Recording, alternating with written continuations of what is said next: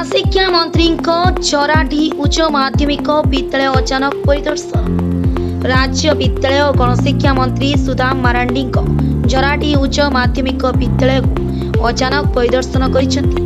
सूचनायोग्य लाइलम घाटीर शुभा उद्घाटन करने अवसर में जराटी बजार दे जाउथिबा बेले मंत्री श्रीजुक्त मारांडी हठात जराटी सरकारी उच्च माध्यमिक विद्यालय परिदर्शन करथिले।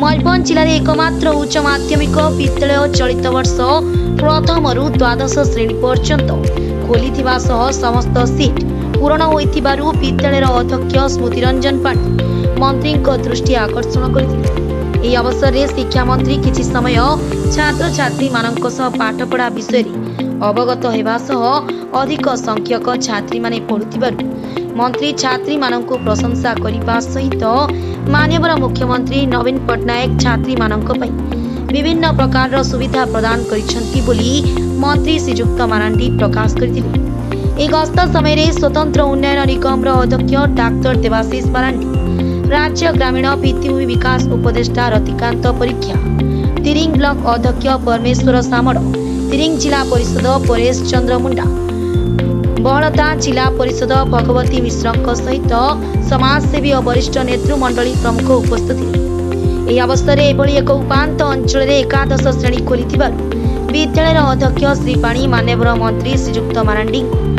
पुष्पगुच्छ सहित उत्तर दे संबर्धित करथिले।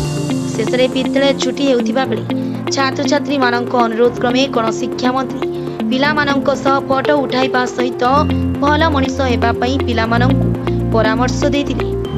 रायरंगपुर श्यामलेन्दु पैडांक रिपोर्ट जनस्वर न्यूज ओडिशा।